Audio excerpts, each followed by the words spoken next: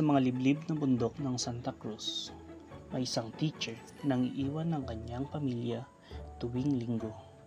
Ilang oras na hike mula sa kalsada, lahat ay naalay sa mga batang nangangailangan ng edukasyon. 2 oras ang paglalakad ko dito. Kahit ganun, kapag iniisip ko ang aking mga grade 5 at grade 6 students, worth it ang lahat.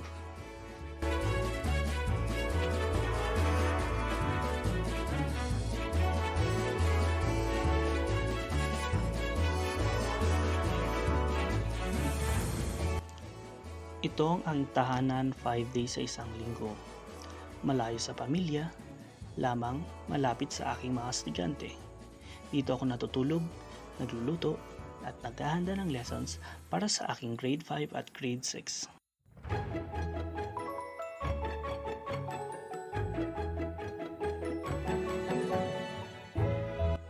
Ang mga estudyante ay nananahan malapit lang. Ilang minuto lang ang lakad. Subalit ang kanilang teacher, nagsasakripisyo ng 2 oras na hike at 1 linggong pagkahiwalay sa pamilya. Okay, ready? So, simulan na tayo. Grade 6, grade 5, gawin nyo na yung activity nyo sa science. And grade 6, basahin nyo yung module sa Philippine History. At discuss natin mamaya.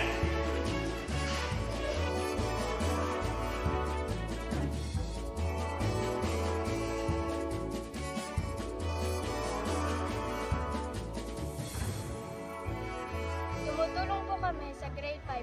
Swerte po namin kasi kahit malayo yung lugar namin, may teacher pa rin na nandito araw-araw dahil sa teacher's quarters.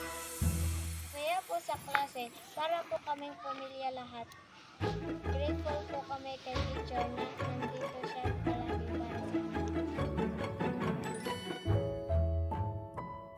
Agyaman akmat iti dayto nga eskwelahan ta dakkel nga tulong para gitubing mi sa naidanon iti dayto nga dakkel nga tulong kanya datahan niya apa iti baba nga maparigat na magpagna tamat kada iti ada nga agituturo ditoy pagyamanan mi mo iti kinaanos da kin ada mo iti naseret bingbingay da para tamat pagtuladan lang sa matsuda adaan diploma pagpakaadal lang adaan edukasyon na. Ang pinakahamon, ang pagiging malayo sa pamilya.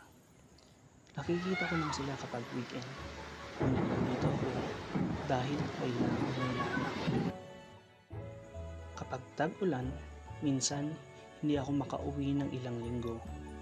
Ang trails, delikado, ngunit kailangan kong maging matatag alang-alang sa mga bata.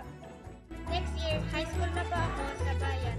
Ready na po ako para sa dahil sa preparation ng teacher.